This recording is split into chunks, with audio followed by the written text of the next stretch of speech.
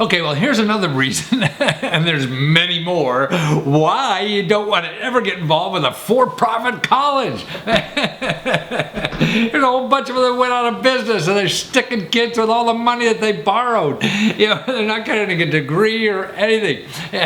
But it's interesting to learn from this. There are like 4 or 5 colleges involved with this. It's all part of Corinthian colleges, and the other names they have for them are Everest College, Harold College, and Wyotech. And they have something like 100 different campuses all over the country and enrolled over 100,000 students that got screwed. But see, now the government is interfering with this, and only because they got government money. See, they get students to borrow money, get loans up their keister, give them the college, and they promise them they'll have all this wealth and happiness if they go to their college, and all they're stuck with is debt. And because they got government money, see, and that's the problem. These big organizations or whatever, an individual student can't compete with these people, and these big for-profit colleges, I mean, the data I've seen, 90% of all their money comes from you getting a government loan. Isn't that incredible?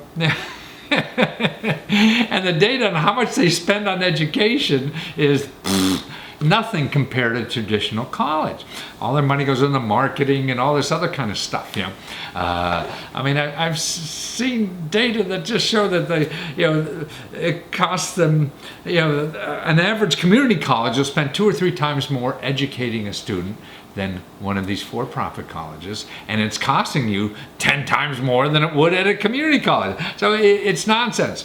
Okay, but if you got caught up with one of these universities, here's what you do. Okay, the Department of Education has a whole system set up, and they're trying to get money for people, and there's actually laws in the codes now that and it was there, but people didn't use them before, to get your money back, because they lied to you about promises. So now you have these loans and you can't pay them off and everything. So there's help for you for that. So find out about it, and if you go to studentaid.ed.gov and studentaid.ed.gov, and you're looking for the debt relief for Corinthian college students. And it's all these other colleges in there. But actually, see, that no matter if you're with another college too, you'll learn the laws and the rules that you can maybe take advantage of to get rid of your own debt at maybe some other college. So that's what it is. It's all about this. And they have a hotline too number for people to call that are in trouble with one of these colleges. It's 855-279-6207. 855-279-6207. Actually, I forgot to call it, so I hope it works. But more importantly, the kind of thing, see, there's special laws now because they lied to you when they promised you something and they can't deliver, that you may not be responsible for the debt. So that's why you want to check out. If you can't pay the payments now, because they lied to you, that's another thing you may be able to get out of. So you got to know your rights and all that. These issues become very complicated, and if you're trusting the word of a friend or the person you owe money to trust what they believe the laws are, no, you need an independent party, and that's why the Department of Education is really heavily involved in this, and that's the power. See, they have power over these companies. You don't. You're going to hire a lawyer and spend tens of thousands of dollars, and you still can't beat their lawyers because they do this all day.